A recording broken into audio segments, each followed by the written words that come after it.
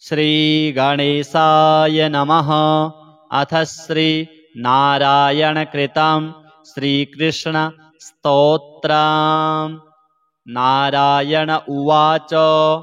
वरं वरेण्यं वरदं वरार्हं वरकारणं कारणं कारणानां च कर्म तत्कर्म कारणं तपस्तत्फलदं शश्वत् तपस्वीशं च तापसं वन्दे नवघनश्यामं स्वात्मा रामं मनोहरं निष्कामं कामरूपं च कामघ्नं कामकारणं सर्वे सर्वेश्वरं सर्व बीजरूपमनुत्तमं वेदरूपं वेदबीजं वेदोक्तफलदं फलं वेदज्ञं तद्विधानं च सर्ववेदविदां वरम् इत्युक्त्वा भक्तियुक्तश्च स उवास तदाज्ञया रत्नसिंहासने रम्ये पुरतः परमात्मनः। नारायणकृतं स्तोत्रं यः पठेत् सुसमाहितः त्रिसन्ध्यं यः पठेन्नित्यं पापं तस्य न विद्यते। पुत्रार्थी लभते पुत्रं भार्यार्थी लभते प्रियां भ्रष्टराज्यो लभेद् राज्यं धनं भ्रष्टधनो लभेत्। कारागारे विपद्ग्रस्तः स्तोत्रेणानेन मुच्यते रोगात् प्रमुच्यते रोगी वर्ष श्रुत्वा च संयतः। श्रीकृष्णार्पणमस्तु। नारायण उवाच।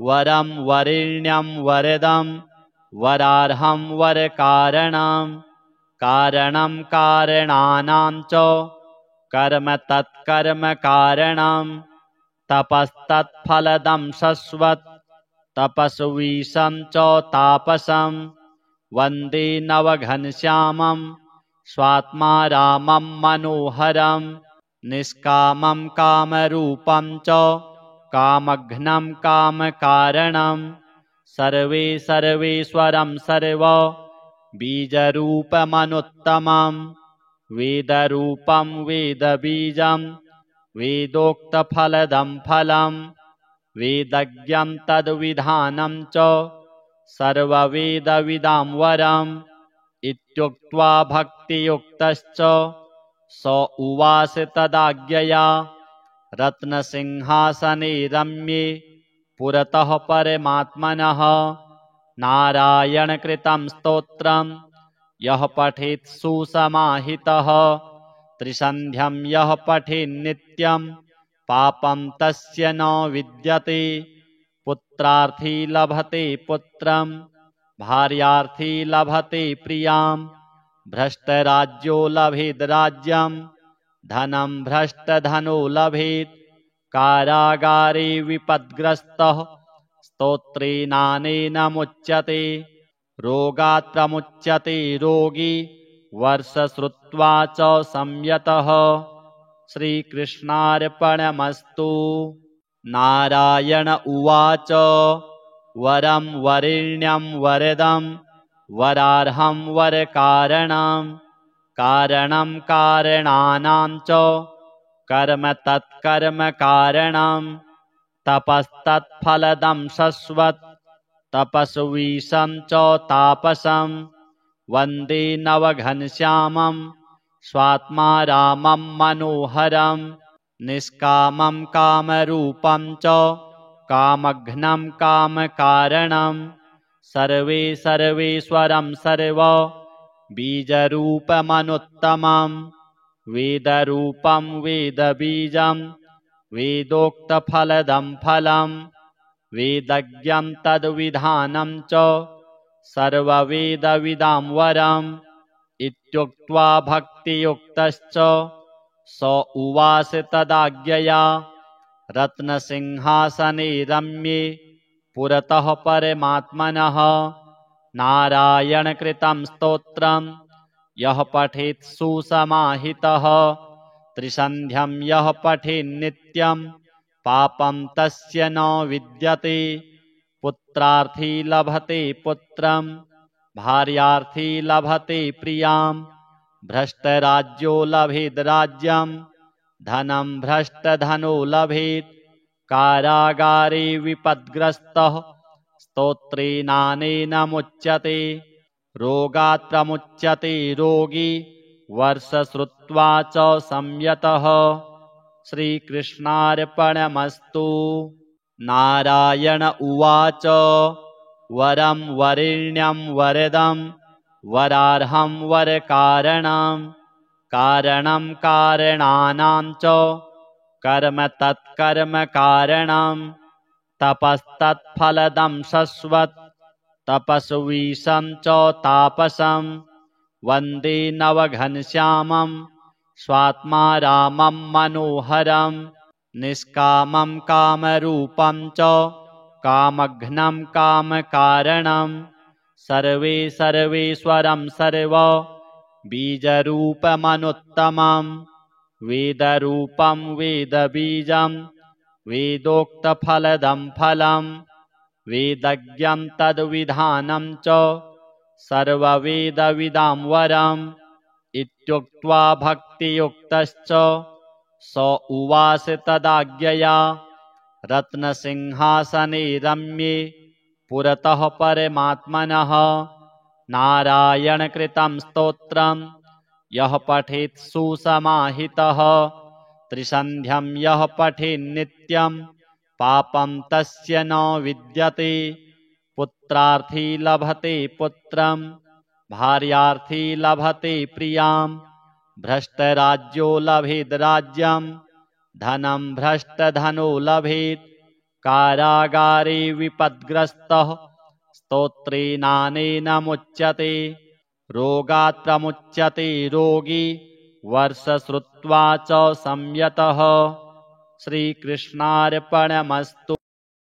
नारायण उवाच वरं वरेण्यं वरदं वरार्हं वरकारणं कारणं कारणानां च कर्म तत्कर्म कारणं तपस्तत्फलदं शश्वत् तपस्वीशं च तापसं वन्दे नवघनश्यामं स्वात्मा रामं मनोहरं निष्कामं कामरूपं च कामघ्नं कामकारणं सर्वेश्वरं सर्व बीजरूपमनुत्तमं वेदरूपं वेदबीजं वेदोक्तफलदं फलं वेदज्ञं तद्विधानं च सर्ववेदविदां वरम् इत्युक्त्वा भक्तियुक्तश्च स उवास तदाज्ञया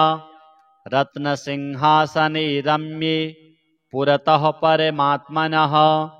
नारायणकृतं स्तोत्रं यः पठेत् सुसमाहितः त्रिसन्ध्यं यः पठेन्नित्यं पापं तस्य न विद्यते। पुत्रार्थी लभते पुत्रं भार्यार्थी लभते प्रियां भ्रष्टराज्यो लभेद् राज्यं धनं भ्रष्टधनो लभेत् कारागारे विपद्ग्रस्तः स्तोत्रेणानेन मुच्यते रोगात् प्रमुच्यते रोगी वर्ष श्रुत्वा च संयतः। श्रीकृष्णार्पणमस्तु।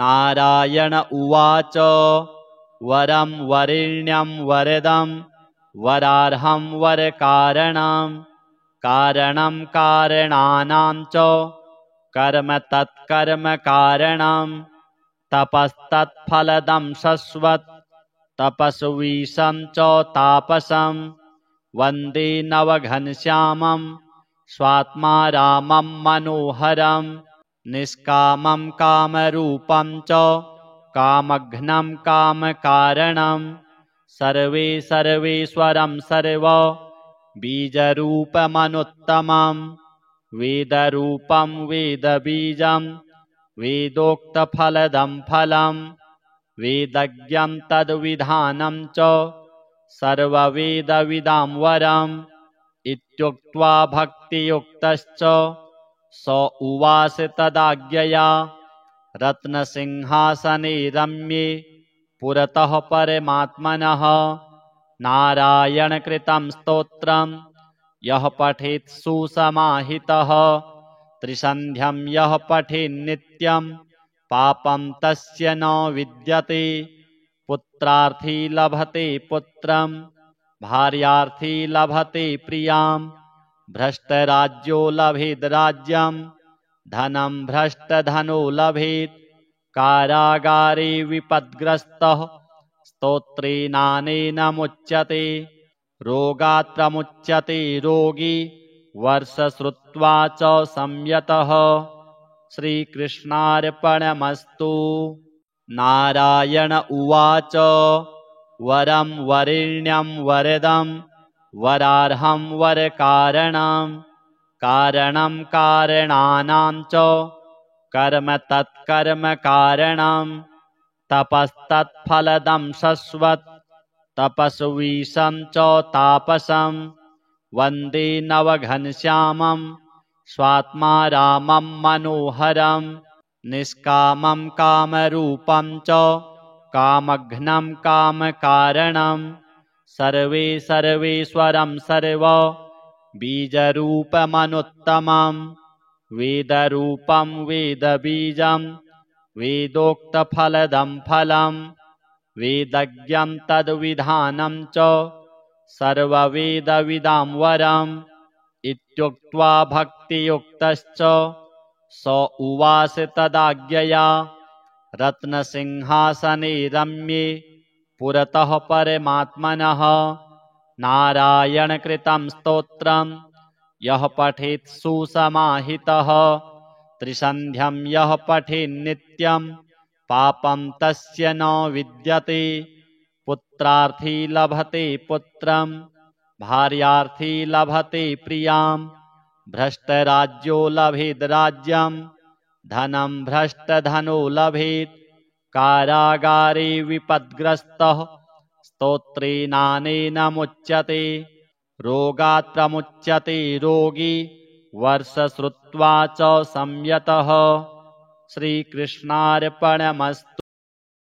नारायण उवाच वरं वरेण्यं वरदं वरार्हं वरकारणं कारणं कारणानां च कर्म तत्कर्म कारणं तपस्तत्फलदं शश्वत् तपस्वीशं च तापसं वन्दे नवघनश्यामं स्वात्मा रामं मनोहरं निष्कामं कामरूपं च कामघ्नं कामकारणं सर्वेश्वरं सर्व बीजरूपमनुत्तमं वेदरूपं वेदबीजं वेदोक्तफलदं फलं वेदज्ञं तद्विधानं च सर्ववेदविदां वरम् इत्युक्त्वा भक्तियुक्तश्च स उवाच तदाज्ञया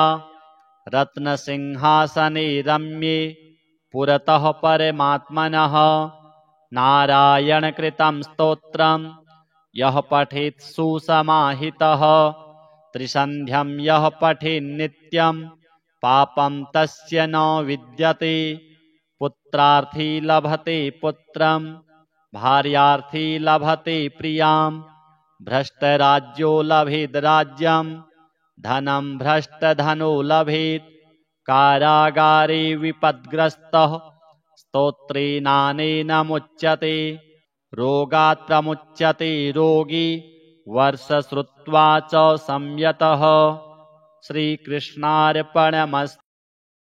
नारायण उवाच वरं वरेण्यं वरदं वरार्हं वरकारणं कारणं कारणानां च कर्म तत्कर्म कारणं तपस्तत्फलदं शश्वत् तपस्वीशं च तापसं वन्दे नवघनश्यामं स्वात्मा रामं मनोहरं निष्कामं कामरूपं च कामघ्नं कामकारणं सर्वेश्वरं सर्व बीजरूपमनुत्तमं वेदरूपं वेदबीजं वेदोक्तफलदं फलं वेदज्ञं तद्विधानं च सर्ववेदविदां वरम् इत्युक्त्वा भक्तियुक्तश्च स उवाच तदाज्ञया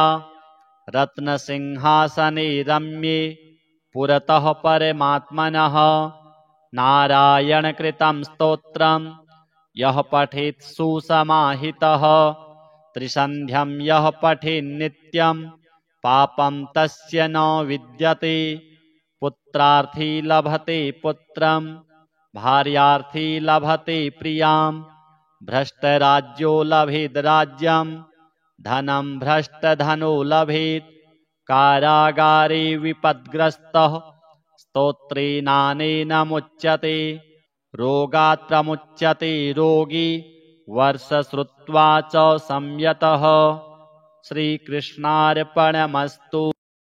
नारायण उवाच वरं वरेण्यं वरदं वरार्हं वरकारणं कारणं कारणानां च कर्म तत्कर्म कारणं तपस्तत्फलदं शश्वत् तपस्वीशं च तापसं वन्दे नवघनश्यामं स्वात्मा रामं मनोहरं निष्कामं कामरूपं च कामघ्नं कामकारणं सर्वेश्वरं सर्व बीजरूपमनुत्तमं वेदरूपं वेदबीजं वेदोक्तफलदं फलं वेदज्ञं तद्विधानं च सर्ववेदविदां वरम् इत्युक्त्वा भक्तियुक्तश्च स उवाच तदाज्ञया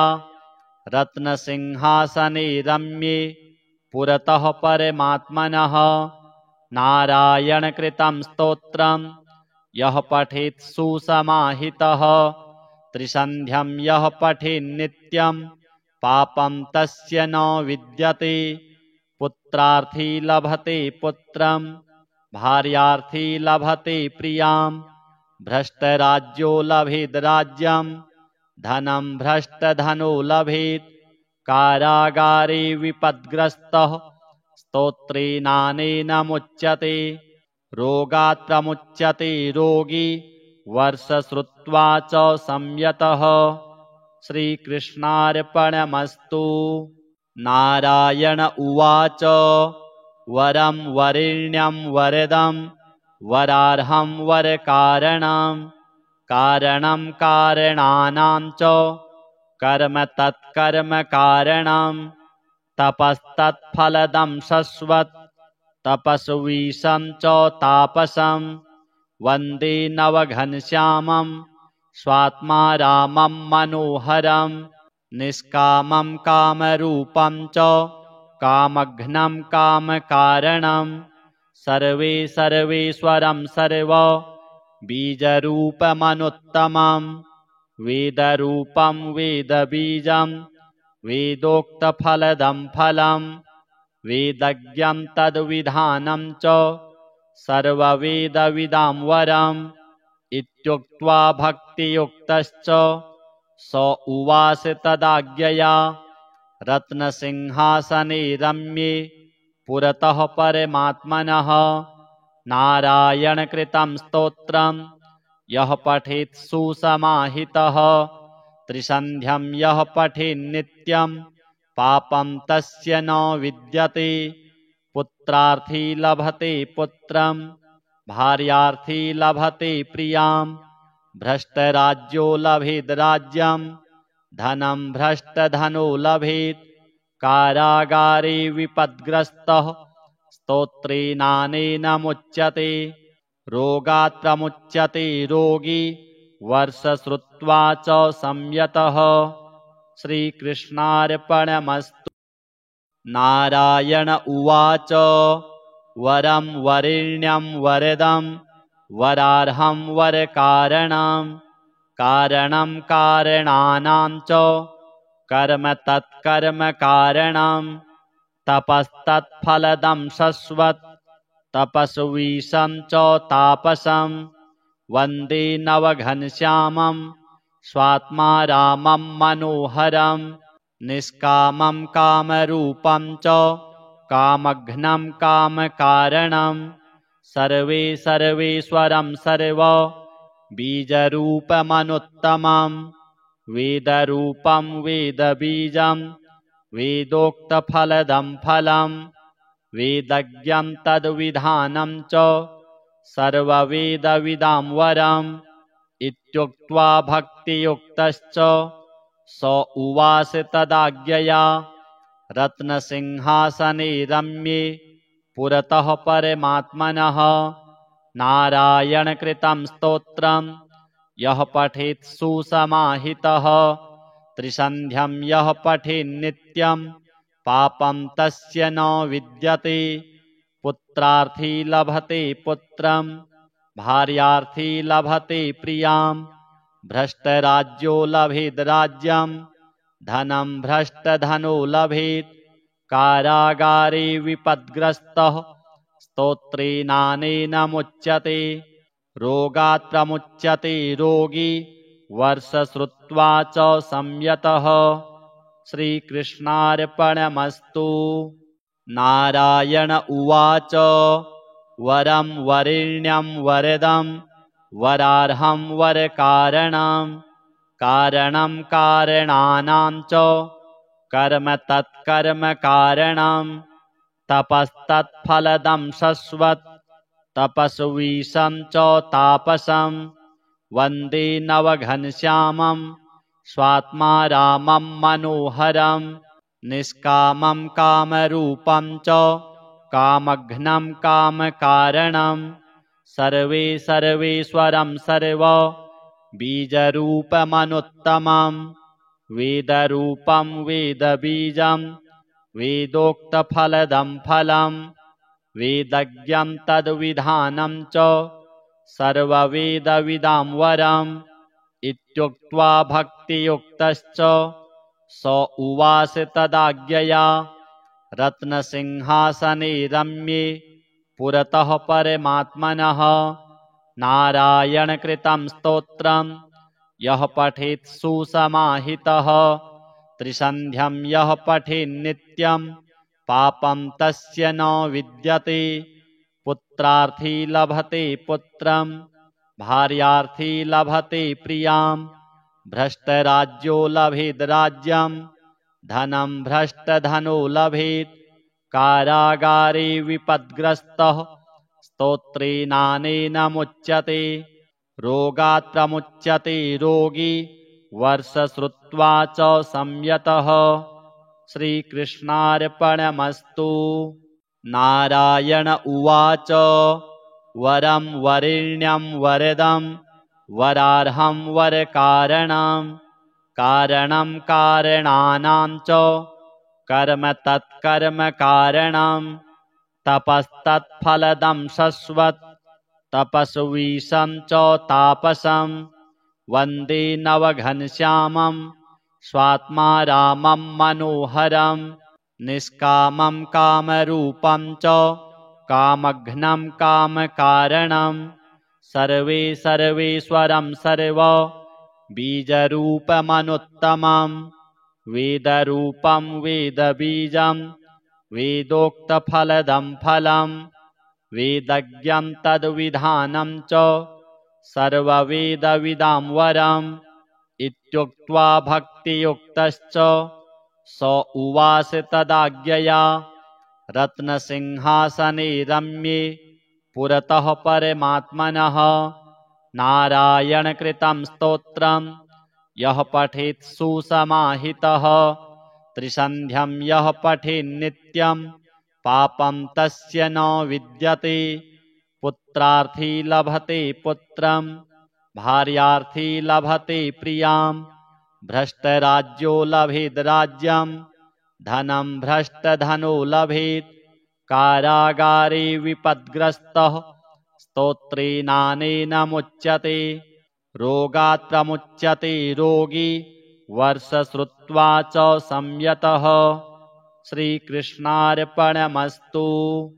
नारायण उवाच वरं वरेण्यं वरदं वरार्हं वरकारणं कारणं कारणानां च कर्म तत्कर्मकारणं तपस्तत्फलदं शश्वत् तपस्वीशं च तापसं वन्दे नवघनश्यामं स्वात्मा रामं मनोहरं निष्कामं कामरूपं च कामघ्नं कामकारणं सर्वेश्वरं सर्व बीजरूपमनुत्तमं वेदरूपं वेदबीजं वेदोक्तफलदं फलं वेदज्ञं तद्विधानं च सर्ववेदविदां वरम् इत्युक्त्वा भक्तियुक्तश्च स उवाच तदाज्ञया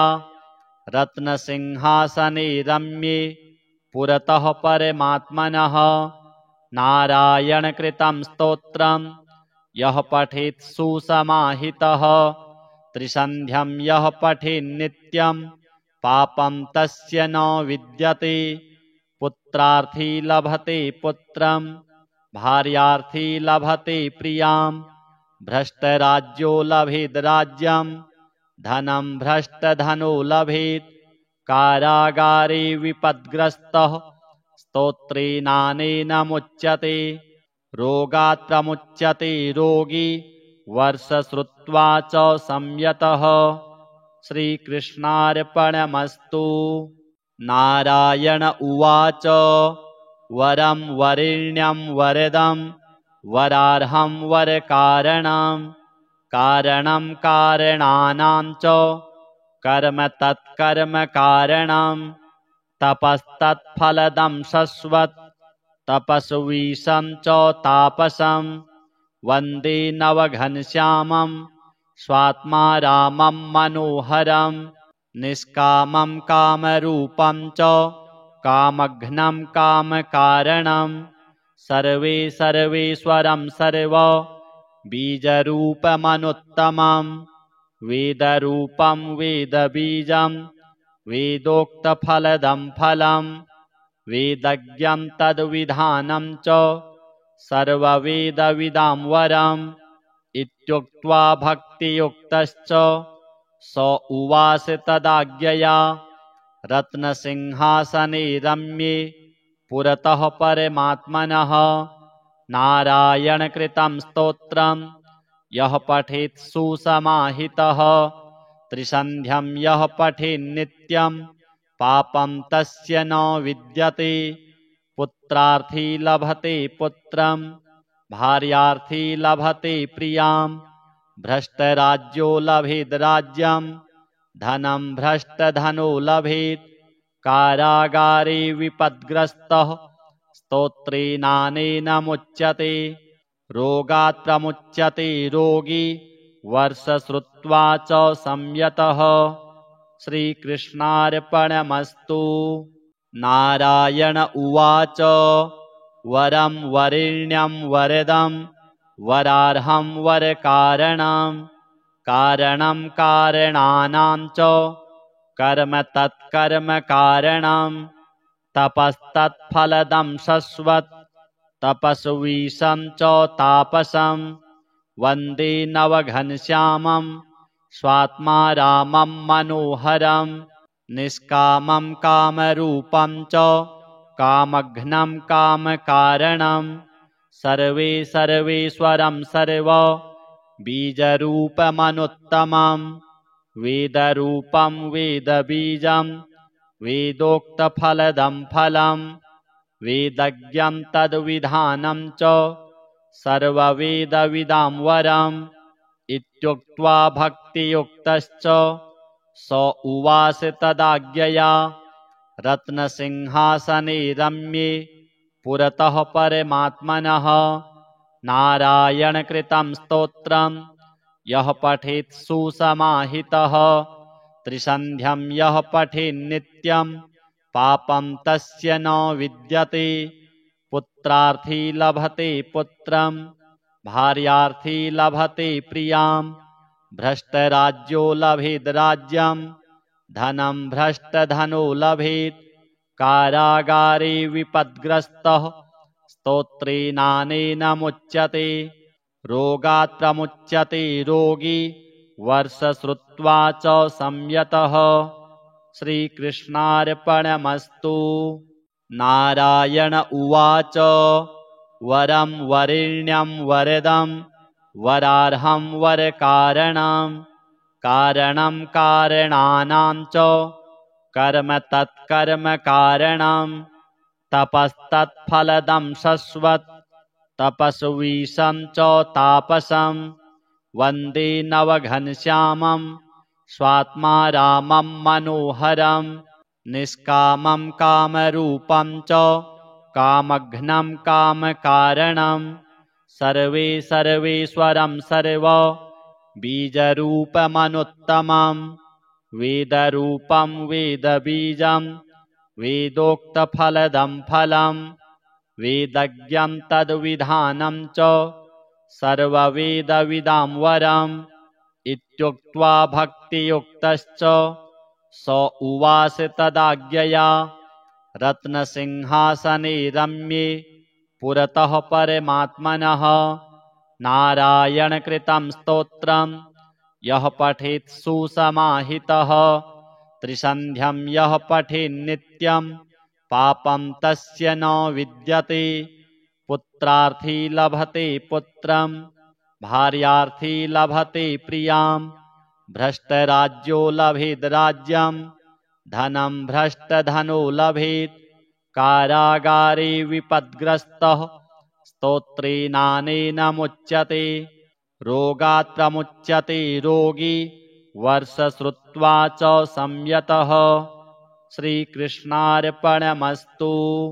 नारायण उवाच वरं वरेण्यं वरदं वरार्हं वरकारणं कारणं कारणानां च कर्म तत्कर्म कारणं तपस्तत्फलदं शश्वत् तपस्वीशं च तापसं वन्दे नवघनश्यामं स्वात्मा रामं मनोहरं निष्कामं कामरूपं च कामघ्नं कामकारणं सर्वेश्वरं सर्व बीजरूपमनुत्तमं वेदरूपं वेदबीजं वेदोक्तफलदं फलं वेदज्ञं तद्विधानं च सर्ववेदविदां वरम् इत्युक्त्वा भक्तियुक्तश्च स उवास तदाज्ञया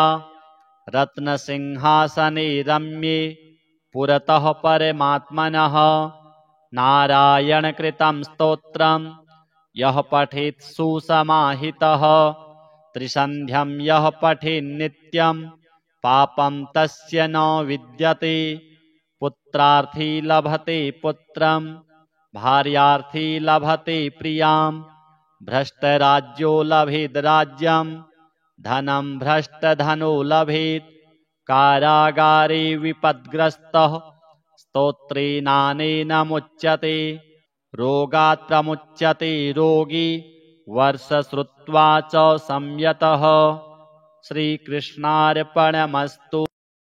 नारायण उवाच वरं वरेण्यं वरदं वरार्हं वरकारणं कारणं कारणानां च कर्म तत्कर्म कारणं तपस्तत्फलदं शश्वत् तपस्वीशं च तापसं वन्दे नवघनश्यामं स्वात्मा रामं मनोहरं निष्कामं कामरूपं च कामघ्नं कामकारणं सर्वेश्वरं सर्व बीजरूपमनुत्तमं वेदरूपं वेदबीजं वेदोक्तफलदं फलं वेदज्ञं तद्विधानं च सर्ववेदविदां वरम् इत्युक्त्वा भक्तियुक्तश्च स उवास तदाज्ञया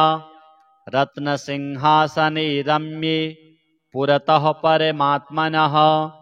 नारायणकृतं स्तोत्रं यः पठेत् सुसमाहितः त्रिसन्ध्यं यः पठेन्नित्यं पापं तस्य न विद्यते। पुत्रार्थी लभते पुत्रं भार्यार्थी लभते प्रियां। भ्रष्टराज्यो लभेद् राज्यं धनं भ्रष्टधनो लभेत्। कारागारे विपद्ग्रस्तः स्तोत्रेणानेन मुच्यते। रोगात् प्रमुच्यते रोगी वर्ष श्रुत्वा च संयतः। श्रीकृष्णार्पणमस्तु। नारायण उवाच वरं वरेण्यं वरदं वरार्हं वरकारणं कारणं कारणानां च कर्म तत्कर्म कारणं तपस्तत्फलदं शश्वत् तपस्वीशं च तापसं वन्दे नवघनश्यामं स्वात्मा रामं मनोहरं निष्कामं कामरूपं च कामघ्नं कामकारणं सर्वे सर्वेश्वरं सर्व बीजरूपमनुत्तमं वेदरूपं वेदबीजं वेदोक्तफलदं फलं वेदज्ञं तद्विधानं च सर्ववेदविदां वरम् इत्युक्त्वा भक्तियुक्तश्च स उवास तदाज्ञया। रत्नसिंहासने रम्ये पुरतः परमात्मनः नारायणकृतं स्तोत्रं यः पठेत् सुसमाहितः। त्रिसन्ध्यं यः पठेन्नित्यं पापं तस्य न विद्यते। पुत्रार्थी लभते पुत्रं भार्यार्थी लभते प्रियां। भ्रष्टराज्यो लभेद् राज्यं धनं भ्रष्टधनो लभेत्। कारागारे विपद्ग्रस्तः स्तोत्रेणानेन मुच्यते। रोगात् प्रमुच्यते रोगी वर्ष श्रुत्वा च संयतः।